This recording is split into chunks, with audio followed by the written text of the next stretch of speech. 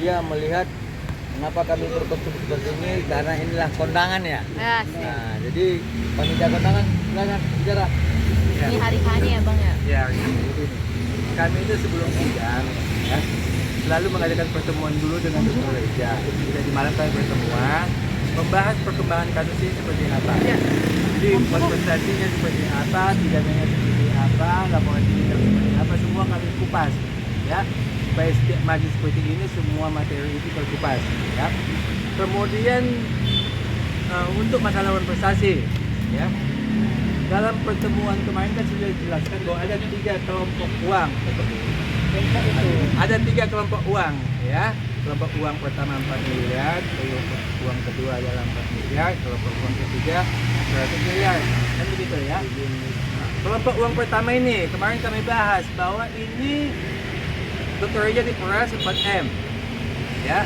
Kemudian uang kena pasal, uang yang 4M ini diserahkan kepada developer yang menjual rumah ya. Kemudian inilah masuk di PPU, kena pasal ya. Kemudian ini developer menagih uangnya ke penggugat, mana uang saya kok diambil lagi gitu ya. Nah, jadi persoalannya di dalam gugatan ini ada 4M yang pertama itu sudah dalam perkembangannya, pidananya sudah masuk ke pengadilan, sudah masuk berkasnya ya, dengan perkara 362 nomor perkaranya ya. Jadi karena 4M yang pertama ini sudah masuk ke pengadilan pidananya, ini ada di dalam wan prestasi, sehingga Dr. Reja memutuskan biarlah pidananya saja yang berjalan. Jadi dia mengatakan saya tidak mau datang karena ini 4M yang pertama sudah dikelola oleh penyidik pidana. Ya, pemerasannya uang yang 4M ini katanya diminta kembali juga sudah masuk dalam pidana, biarlah pidananya berjalan sehingga dia tidak mau datang. Ya. Kemudian ada 4M yang kedua ini kan pengganti uang yang disita.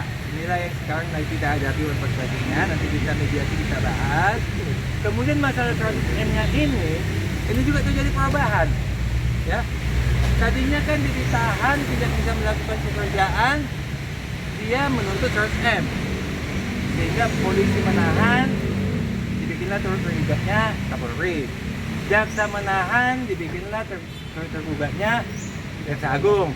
Sekarang ditahan oleh pengadilan, sehingga dia harus menggugat juga Ketua Mahkamah Agung, ya, supaya klop. Karena penahanannya sampai sekarang ada pengadilan, berarti Ketua Mahkamah Agung harus digugat juga. Berarti gugatannya itu masuk kurang pihak, ya.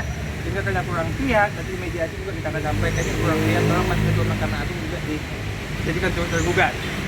Nah, itulah untuk pernyataannya. Jadi sehingga Dr. Reja tidak akan datang, tapi kami tetap datang. Siapa tahu kami dengan cara penggugat bisa salaman juga, nanti deal-dealan ya terserah lah ya. Itu yang kami hadapi, tapi Dr. Reja nggak datang. Jadi itu perubahannya, jadi supaya media tahu kenapa ada perubahan. Karena yang lalu kan kami katakan Dr. Reja akan datang, tapi karena kasus pidana sudah masuk ke pengadilan, sehingga terjadi perubahan. Bang, Ya, itu tuh prestasinya. Ya, sebentar. mediasi ini nih bentuknya berdamai atau membuat kesepakatan baru? Ayo kita selesaikan baik-baik apa gimana sih Bang kalau mediasi? Ini ya, saya menekankan ya. Yang namanya mediasi itu kan diatur dalam Perma 1 2016. Iya. Roknya adalah beretikat baik para prinsipal. Saya tegaskan, beretikat baik.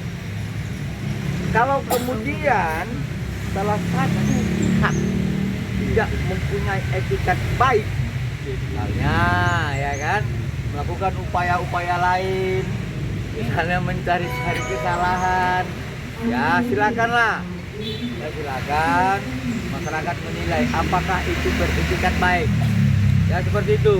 Tetapi sebagai warga negara yang baik dan taat ajas hukum, klien kami tetap akan mengikuti proses hukum sebagaimana hukum acara perdata dan berikutnya tentang persidangan pidana di tanggal 24 Juni 2025 dengan nomor perkara 362 dan 363. Untuk soal pidananya, Pak Jul,